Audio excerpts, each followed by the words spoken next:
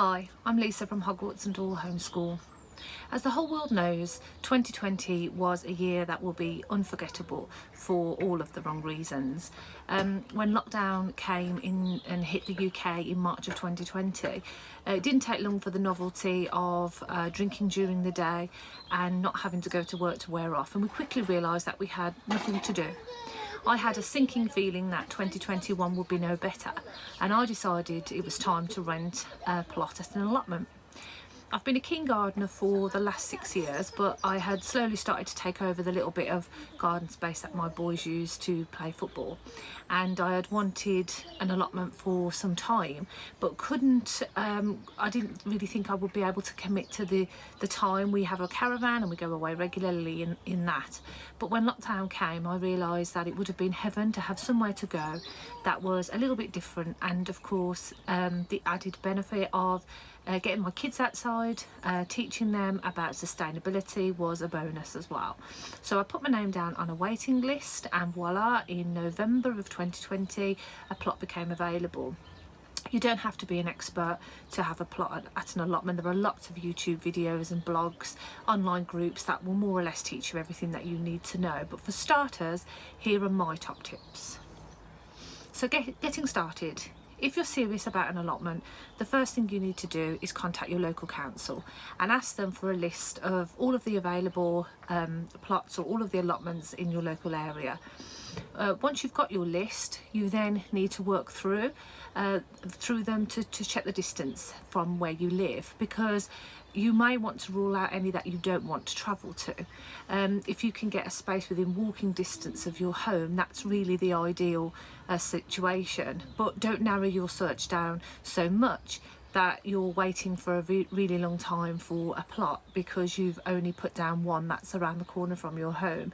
I put my name down for 3, and the one I got isn't close to where I live. It's about a 7-minute drive, but we did actually cycle here a few days ago, and that took about 30 minutes. I mean, at the end of the day, I plan to sit in the sun with a cool glass of wine and marvel at the fruits of my labour, so I definitely don't want to be driving here all of the time. Plots are usually a half plot or a full plot in simple terms, but the council will measure them in categories. All you really need to think about is how confident you feel. If you think you're going to have the time to take care of your plot, work on it and invest in it, then go for a large plot. Chances are by the time you've got your head around a half plot, you'll want to expand into a full plot anyway. But if you're not feeling confident and you can't be sure that you're going to have the time to commit, then don't go for a larger full plot, especially if you haven't got a large number of family and friends that you can give away your produce to. In our case, a full plot became available, and whilst it was a little bit daunting to begin with, we decided to just go for it, and I'm so glad that we did. I've planned on planting far more than I actually have space for, so it's worked out really well. The other thing to consider are that allotments have rules. Ours is pretty laid back, luckily. Chickens are fine outbuildings too, and so are polytunnels, but the only rules for ours is no fires except in November and March. I know a lot of allotments that won't allow outbuildings or sheds, so you do need to think hard about whether or not to go for a plot that has this rule. Your gardening equipment might build up quickly and you will want somewhere to put it. And also, in the case of winter or a sudden downpour, it's great to have a shed or somewhere to nip into to escape that. So I knew right from the beginning that I wouldn't pick an allotment with the rules of no outbuildings or sheds. So you do need to think about that before you commit.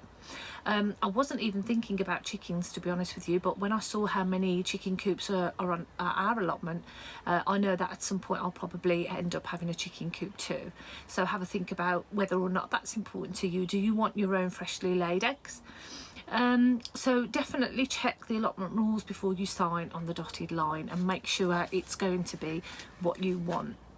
Our plot became available in November, and there's not much you can do in the winter at that time of year, so we just set about turning our plot over, which is probably something you're going to have to do when you get yours, no matter what time of the year that is.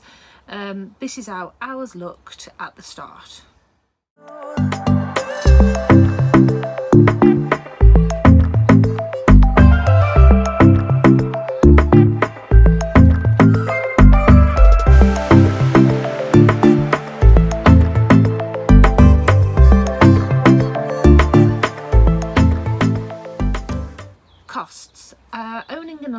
is meant to be inexpensive, but it can quickly add up if you're not careful. So don't get carried away and start adding fancy decking and white picket fencing. You will quickly see plots on allotments are made up mainly of rejected building materials and unwanted items that have been turned into upcycled planters, borders and even furniture. It's actually quite amazing what you can do with scrap. The rent is quite cheap, usually around about £100 a year depending on where you live, and for the opportunity to teach your children about sustainability, wildlife, growing your own fruit and vegetables and spending time together in the great outdoors, and to have a sense of achievement at the end of it all, I think is absolutely well worth having your own plot just for that reason alone. I do also believe that having a plot is good for your mental health. Nurturing it and being there is definitely a benefit. You're lucky at your allotment, you will already have an outbuilding on your plot. They may need tidying up or patching up, but even if the thought of muck and spiders creeps you out, just try to get past it and keep any outbuildings that are already erected. Always have in the back of your mind that this is meant to be a frugal experience.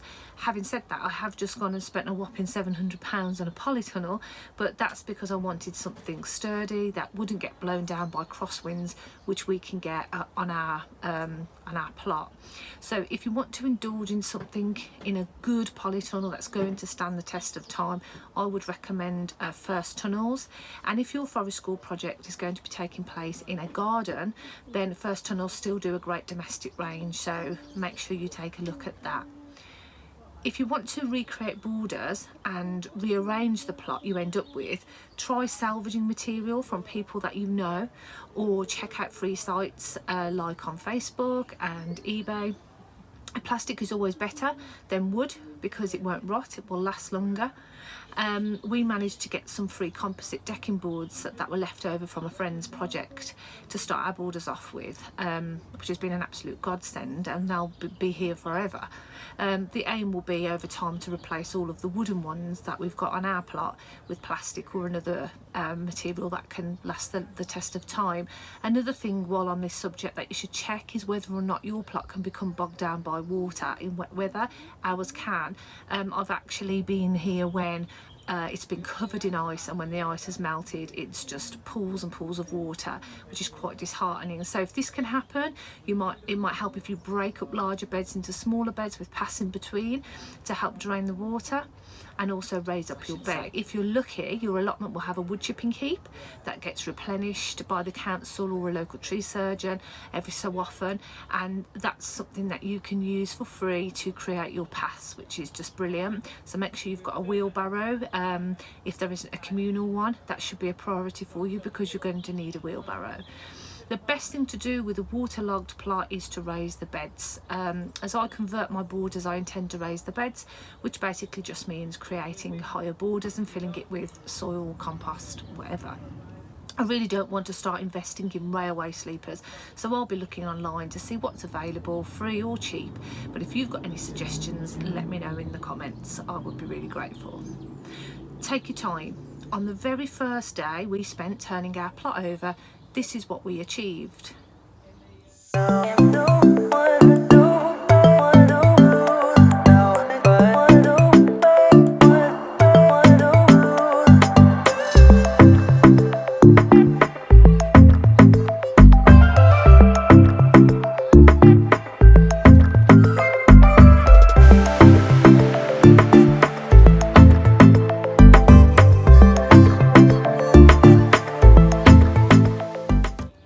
But you have to remember, it's a marathon, not a sprint. As long as you're consistent, spend at least one weekend day per week working on it and getting it ready, then you'll be there in no time. Of course, if your plot becomes available in the spring or summer, you may want to work on it a little bit quicker to get it ready for planting. Otherwise, just concentrate on getting it ready for the following year. If the weather's cold, don't be put off. Trust me, you soon work up a sweat. Just wear layers, you'll be stripping off in no time. The most exciting thing for anyone who owns a plot is what you're going to plant. It's the number one thing that you can't stop thinking about. And actually is quite important. This is essential actually to knowing how you will lay out your beds. Here's a fantastic free tool that I used called from Veg Plotter. You just have to remember each time that you're changing the furniture around or the plants that you click on that item before you try to swap them around. But it's absolutely brilliant. You are supposed to put in your measurements for your plot, but I didn't bother doing that. That's not my thing. So I just put a guesstimate in really, and then started laying out how my plot was going to look, which is brilliant. But before you get carried away using the fruit and veg element of this tool, you do need to plan on planting in family groups, and that means by keeping your root vegetables together and your brassicas together and so on and so on. So if you want to know how to do that, then please subscribe to this channel and make sure you ring the notification bell for notifications on a new post, and I will be back to let you know how to do that very soon. Thanks for watching.